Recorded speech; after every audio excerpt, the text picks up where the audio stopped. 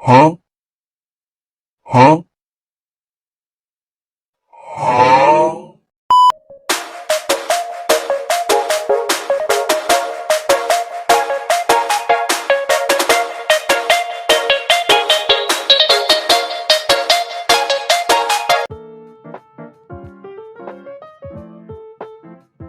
Assalamualaikum warahmatullahi wabarakatuh. Perkenalkan, kami dari mahasiswa Universitas Muhammadiyah Metro, Fakultas Ilmu Komputer, Prodi S1 Ilmu Komputer semester 1, kelompok 6. Tugas ini dibuat untuk menyelesaikan tugas mata kuliah pemrosesan data distribusi dengan dosen pengampu Bapak Dedi Irawan MTI. Kami dari kelompok 6 telah berhasil menyusun poin-poin materi tentang sistem database terdistribusi. Poin-poin materi yang akan kita bahas, yang pertama, pengertian basis data terdistribusi. Yang kedua, struktur basis data terdistribusi. Yang ketiga, keuntungan basis data terdistribusi. Dan yang terakhir, desain basis data terdistribusi. Sebelum kita masuk ke materi selanjutnya, izinkan kami untuk memperkenalkan diri.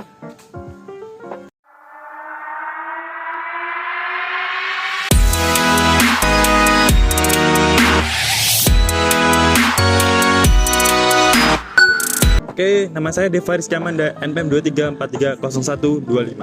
Perkenalkan, nama saya Irfan Sirojudin, NPM saya 23430096. Perkenalkan, nama saya Isnenia Dewi Anggreni dengan NPM 23430112. Perkenalkan, nama saya Gilang Bragadi Saputra, NPM saya 23430107. Perkenalkan, nama saya Fatwa Dina Haki, NPM 23430122. Assalamualaikum warahmatullahi wabarakatuh. Di sini saya akan menjelaskan apa itu basis data terdistribusi. Basis data terdistribusi adalah kumpulan data logik yang saling berhubungan secara fisik terdistribusi dalam jaringan komputer yang tidak tergantung dalam program aplikasi sekarang maupun masa yang akan datang. File merupakan data yang dirancang untuk suatu aplikasi atau sekumpulan aplikasi yang dekat hubungannya. Jenis-jenis basis data terdistribusi. Yang pertama yaitu terpusat. Terpusat adalah transaksi yang mengakses data pada satu simpul yang sama dengan simpul di mana transaksi tersebut dijalankan. Yang kedua yaitu terdistribusi, adalah transaksi yang membutuhkan pengaksesan data simpul yang berbeda dengan simpul di mana transaksi tersebut dijalankan, atau transaksi dari sebuah simpul yang membutuhkan pengaksesan data ke sejumlah simpul lainnya. Struktur basis data terdistribusi yaitu topologi jaringan. Topologi jaringan yaitu dibagi menjadi 3. Yang pertama yaitu topologi star, yang kedua topologi ring, dan yang ketiga itu topologi bus. Perbedaan utama topologi. Yang pertama yaitu biaya instalasi, dan kedua biaya komunikasi, yang ketiga kehandalan, dan keempat ketersediaan. Biaya instalasi adalah biaya dalam membangun hubungan link antar simpul, dan yang kedua yaitu biaya komunikasi.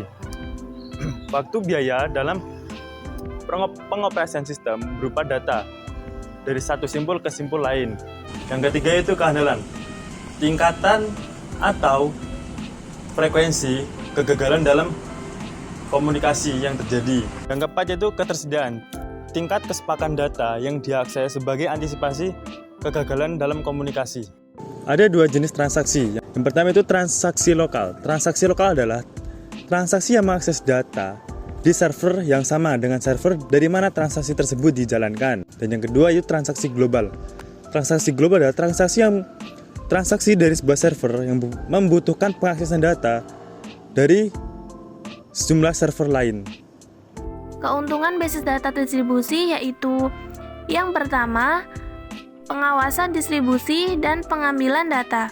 Yang kedua, reliability dan availability. Yang ketiga, kecepatan pemrosesan query. Yang keempat, otonomi lokal. Yang kelima, efisiensi dan fleksibilitas. Kekurangan database distribusi yang pertama yaitu harga software mahal. Karena itu kita lebih sulit untuk membuat sistem database terdistribusi. Untuk yang kedua, kesalahan mungkin lebih sering terjadi. Karena apa? Karena site itu beroperasi secara paralel yang tidak menjamin kebenaran dari sebuah algoritma. Yang ketiga, yaitu biaya pemrosesan sangat tinggi. Desain database terdistribusi ada 3. Yang pertama, replikasi. Yang kedua, fragmentasi. Yang ketiga, replikasi fragmentasi. Desain replikasi adalah alat elektronik yang sering digunakan untuk menyalin atau mendistribusikan database yang satu dengan database lainnya. Keuntungan replikasi data terdistribusi, yang pertama, ketersediaan yang tinggi, yang kedua, peningkatan keparalelan, yang ketiga, peningkatan beban pengubahan data. Di sini saya akan menyebutkan alasan umum yang mendasari kita harus menggunakan replikasi. Yang pertama adalah untuk membuat basis data server siaga. Jadi kegunaan server basis data siaga ini ketika server utama itu tidak berfungsi, maka kita bisa menggunakan server basis data siaga untuk melakukan tugas dari server basis data utama.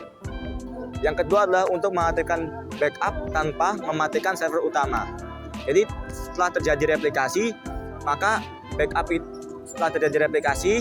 itu dilakukan pada slave bukan pada master. Dengan cara ini, master utama dapat melakukan tugasnya tanpa gangguan. Yang ketiga adalah replikasi akan memperbaiki performansi dari operasi query dan meningkatkan ketersediaan data, khususnya untuk transaksi ketersediaan pembacaan saja. Yang keempat adalah perubahan dan penulisan data akan lebih lama dan sungkar ketimbang menggunakan pendekatan tersentralisasi.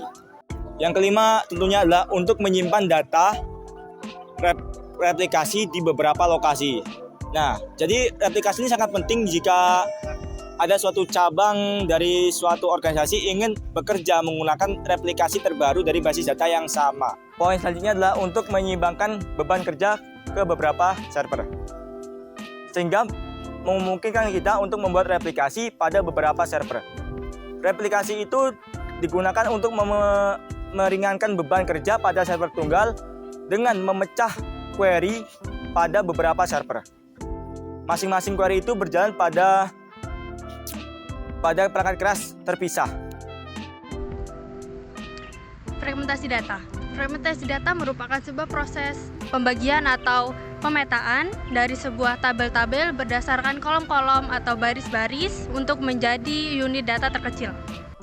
Fragmentasi data merupakan sebuah proses pembagian atau pemetaan database di mana database dipisah atau dipecah-pecah berdasarkan kolom-kolom atau baris-baris yang kemudian akan disimpan dalam site atau suatu unit komputer dalam suatu jaringan data, sehingga memungkinkan untuk pengambilan keputusan terhadap data yang telah terbagi, dan data yang telah terbagi masih bisa untuk digabungkan kembali untuk keperluan pendataan. Dalam melakukan fragmentasi data harus memenuhi kondisi agar fragmentasi tersebut berjalan dengan benar. Di antaranya ada completeness, reconstruction, dan disjointness. Jenis fragmentasi data ada 2, yaitu fragmentasi horizontal dan fragmentasi vertikal. Fragmentasi horizontal adalah terdiri dari tupel dari fragmen global yang kemudian dipecah-pecah atau disekat menjadi beberapa subset. Penyekat tipe ini sangat berguna untuk database terdistribusi, di mana setiap subset dapat berisi data yang memiliki properti secara umum. Ini contoh fragmentasi horizontal. Kedua, yaitu fragmentasi vertikal, yaitu fragmentasi yang membagi lagi atribut-atribut dari fragmen global dan disatukan menjadi sebuah grup. Bentuk yang paling simpel fragmentasi vertikal adalah dekomposisi, di mana sebuah ROID yang unik dapat disertakan dalam setiap fragmen untuk menjamin terjadinya rekonstruksi dalam sebuah operasi join. Ini contoh fragmentasi vertikal.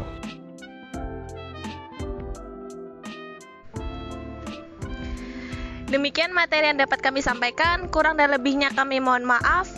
kami akhiri. Wassalamualaikum warahmatullahi wabarakatuh.